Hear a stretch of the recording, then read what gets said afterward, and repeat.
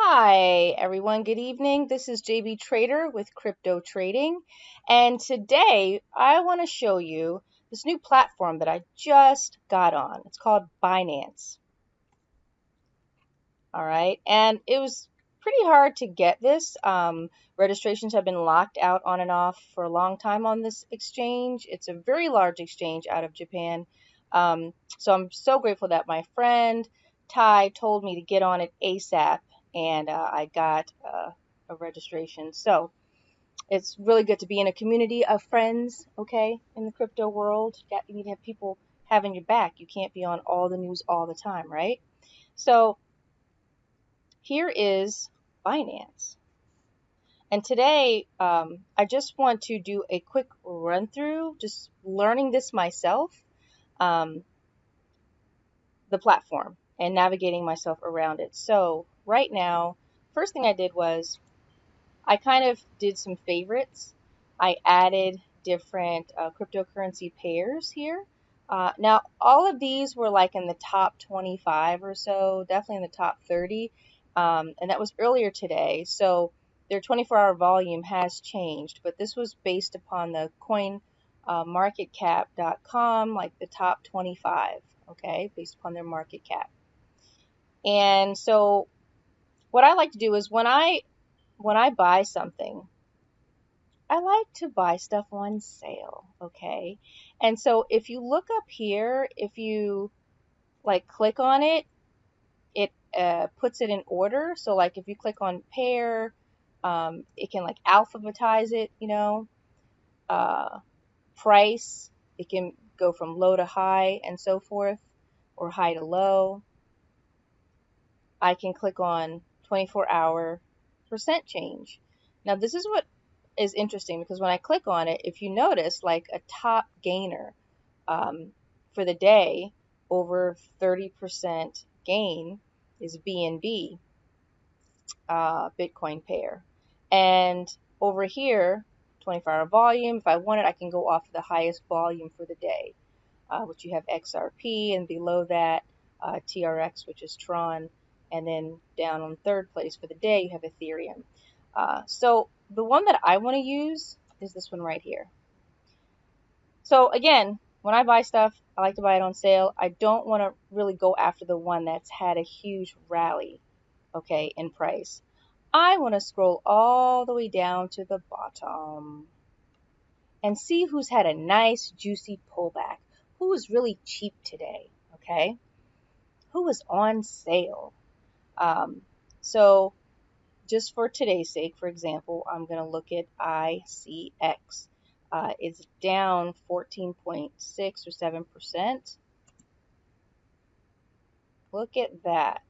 Now, what I have noticed is this chart's a little glitchy. It's not as user-friendly as what I'm used to on some other platforms like TradeStation and Thinkorswim, Oanda for Forex.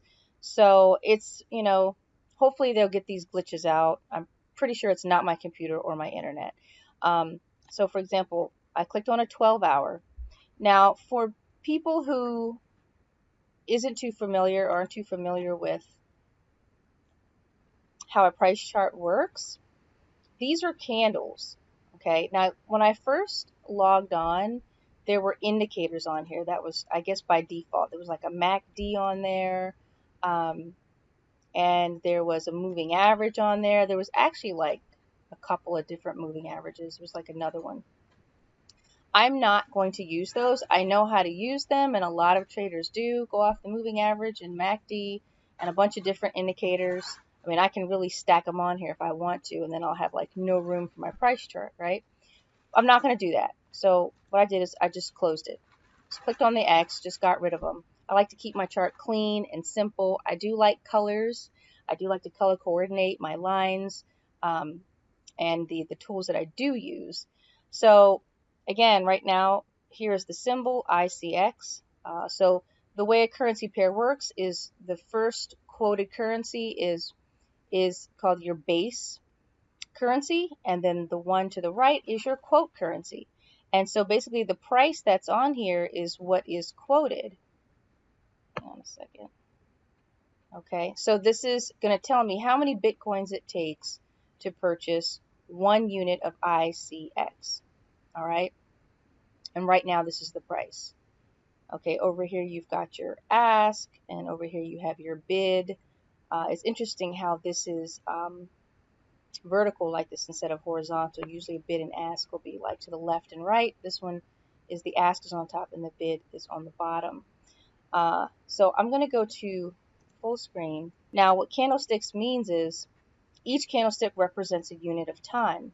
So up and to the left, I can do weekly. That's a weekly chart. So each candle represents 1 week.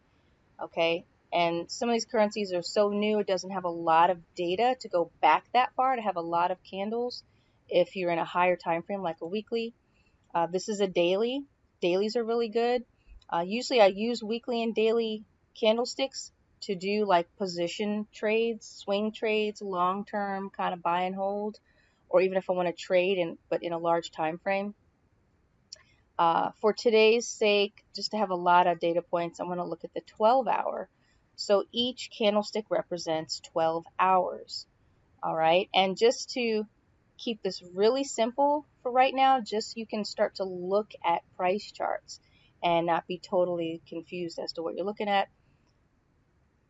The main 4 data points you want to look at in a candlestick is the high, the low, and the open and the close.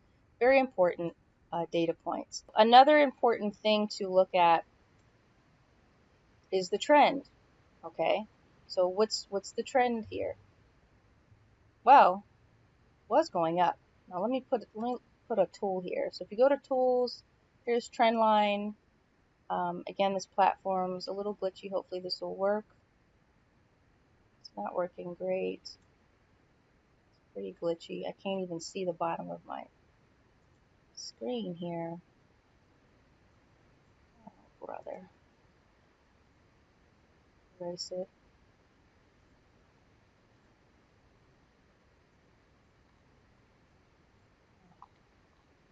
Anyway, as you can see, it's an uptrend. It's an uptrend. I'll do some more charting later in another video. This is an uptrend. This right here, I'm going to try one more time. Stay on trend line. You see what it did?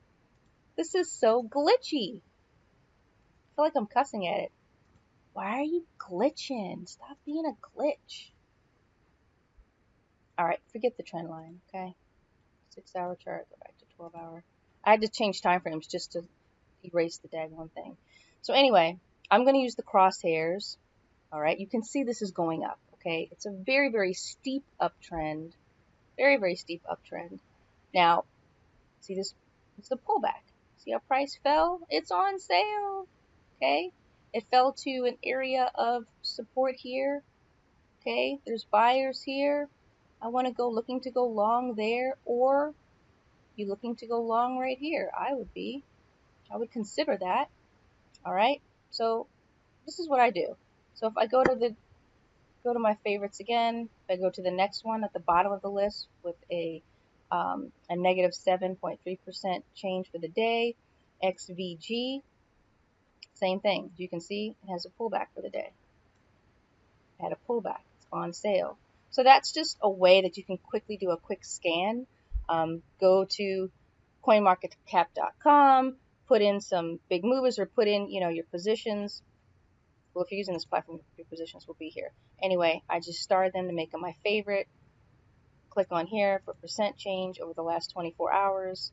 Go down to the bottom, see what's on sale, and see who's had a nice pullback into an area of support if you're looking to go long and buy and hold.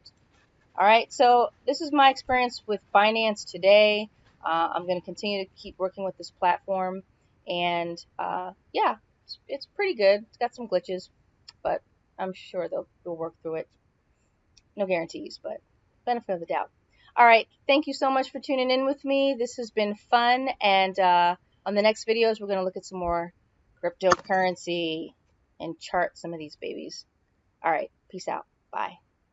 Keep in mind that all trading involves risk, and I am not a financial advisor or planner, or I'm not a licensed broker.